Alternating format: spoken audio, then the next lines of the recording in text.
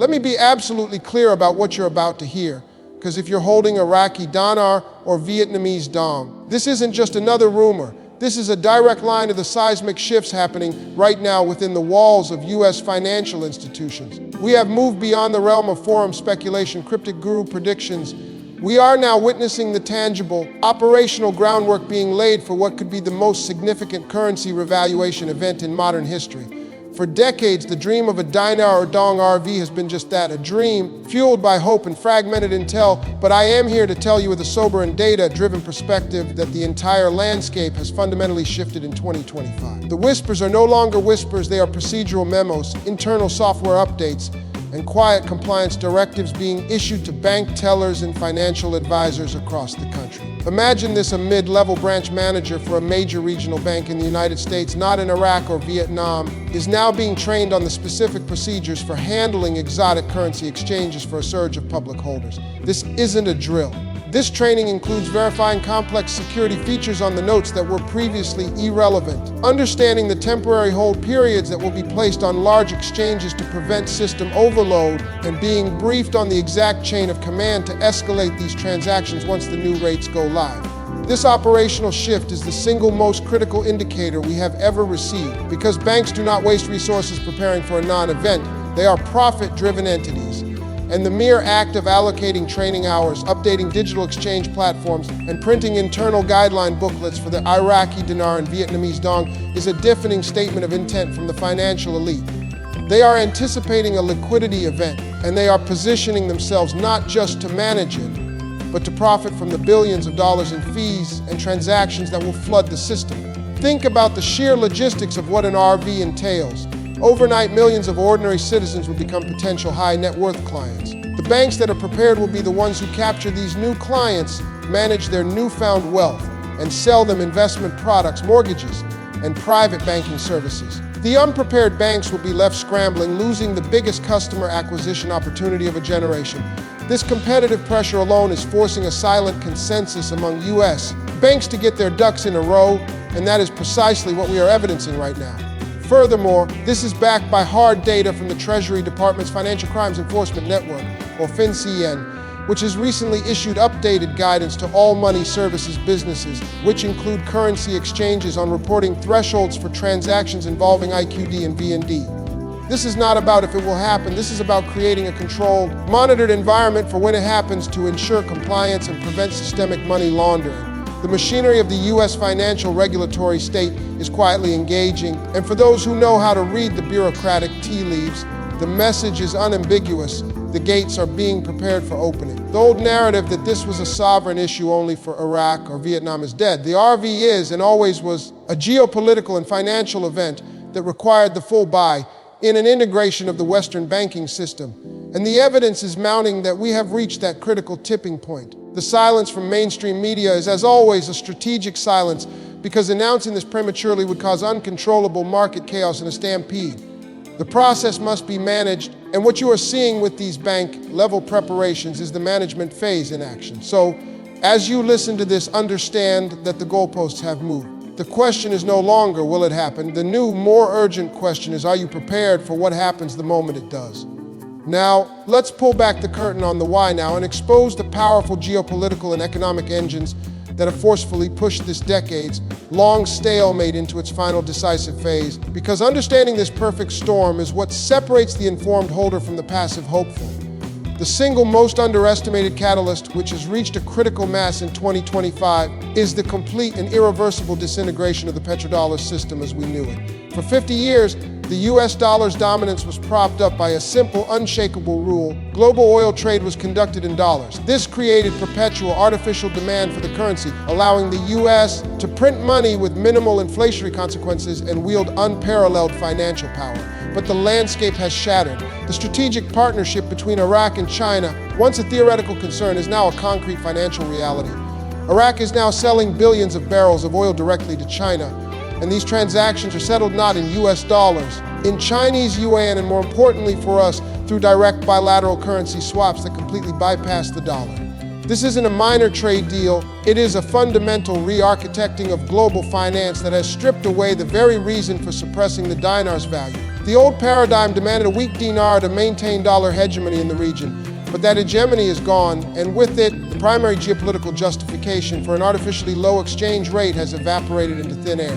Simultaneously, Vietnam has emerged not just as a manufacturing hub, but as a global technological and economic powerhouse in its own right, with a GDP growth rate that consistently dwarfs Western economies.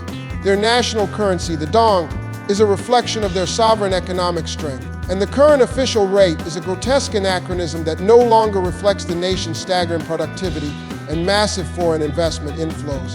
The International Monetary Fund, in its quiet, technocratic way, has been pushing for a unified, market-reflective exchange rate for Vietnam for years to solidify its status and stabilize regional trade. And the immense pressure from multinational corporations who have billions invested in Vietnamese infrastructure and cannot repatriate profits efficiently with the current dual rate system has finally broken the dam. These corporations have more lobbying power in Washington, D.C. than any dinar group ever could, and their demand for a stable, strong Vietnamese currency to protect their investments has aligned perfectly with the geopolitical needs of the moment. Furthermore, the United States itself has a monumental strategic interest in seeing a stable and prosperous Iraq and Vietnam as counterweights to both Chinese and Russian influence in Asia and the Middle East. A financially powerful Iraq with a currency that reflects its vast oil and mineral wealth is a nation that can stand on its own feet, reducing the need for continuous U.S. military and financial aid. A strong Vietnam is the linchpin of the entire ASEAN bloc's economic independence from Beijing. Facilitating a currency revaluation is, in the cold calculus of international relations, a far cheaper and more effective long-term strategy than perpetual military presence or foreign aid. It is a strategic investment in creating stable, self-reliant allies. This is the grand bargain that has been struck behind closed doors. The U.S. banking system is preparing for the RV not as a favor to currency holders, because it is the essential lubrication for this new world order. A revalued dinar and dong will unlock trillions of dollars in pent-up economic potential, allowing these nations to rebuild from a position of strength, pay down sovereign debt in a meaningful way, and become massive new consumer markets for American goods and technology. The RV is the key that unlocks the next chapter of global economics, and every piece of intelligence we are gathering from banking contacts, from Treasury filings, and from geopolitical analysis points to one inescapable conclusion. The long-held secrets of 2025 are not about a date, but about the culmination of these global forces finally achieving a synchronized, unstoppable momentum that makes the revaluation an inevitable financial certainty. So, the trillion-dollar question that now sits before every single one of us is not about the what or the why, but the what next. What do you do in these final, critical moments before the official announcement hits the news wires and the global financial system enters a state of controlled chaos? This is where the journey splits into two distinct paths. One for the prepared, who will navigate this event with confidence and strategic clarity, and one for the unprepared, who will be overwhelmed by a tsunami of misinformation, complex procedures, and paralyzing fear. The first and most non-negotiable step is to conduct a full and immediate audit of your own holdings.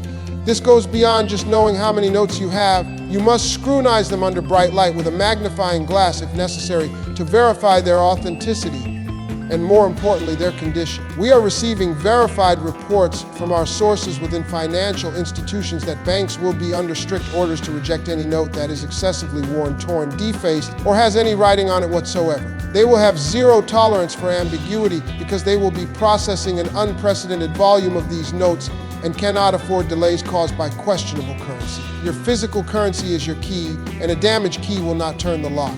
Next, you must have your entire documentation package ready and immaculate. This is not just your ID. We are talking about a tiered documentation system. Tier 1 is your proof of purchase, those original contracts, receipts, or certificates from the dealer where you bought your currency. This establishes the provenance of your funds and will be crucial for overcoming initial compliance hurdles. Tier 2 is your proof of ownership trail. If you have transferred notes between family members or through an estate, you need a clear notarized paper trail explaining that movement. Tier 3, and this is absolutely critical, is your current, updated personal financial profile. The moment you walk into that bank to exchange a significant amount, you are no longer a regular customer. You are a potential high net worth client and also a potential compliance risk. The bank will run you through an enhanced due diligence process that will make a mortgage application look like a casual conversation. They will need recent tax returns, bank statements, and will scrutinize your financial history for any red flags. Having this organized in a professional portfolio will not only speed up the process exponentially, but will also signal to the bank manager that you are a serious individual, which can dramatically influence the level of service and cooperation you receive. Do not, under any circumstances, make the first bank you walk into your permanent financial home. Your exchange transaction is a one-time event where you park that life-changing wealth afterward is the decision that will define your family's future for generations. This is the moment you have been waiting for, the moment that gives you the freedom of choice. You must have a pre-vetted shortlist of at least 3 different types of financial institutions: a major national bank for immediate liquidity and security, a reputable private wealth management firm for long-term growth and estate planning, and a trusted independent financial advisor who is legally obligated to act as a fiduciary, meaning they are required by law to put your interests ahead of their own commissions. The wolves will be circling, and without a plan, you are the sheep. They will sell you on annuities with high fees, underperforming funds, and complex insurance products that benefit them, not you. Your defense is knowledge and a pre-established relationship with a fiduciary. This is not the time for guesswork or emotional decisions. It is the time for the disciplined execution of a plan you built when you were still thinking clearly. The information has been delivered, the path has been illuminated. Now, the responsibility falls squarely on your shoulders. Do not be the person who had the key to the kingdom, but forgot to check if it would fit in the lock. The preparation you do in these quiet hours before the storm will determine everything. So I am telling you right now, as someone who has dedicated years to navigating this exact moment, take this script, rewind it, take detailed notes, and act on them today. Your future self, the one living a life of unimaginable freedom and security, is counting on the person you are today to make the right moves. This is your call to action. Do not wait. The clock is no longer ticking, it's about to alarm.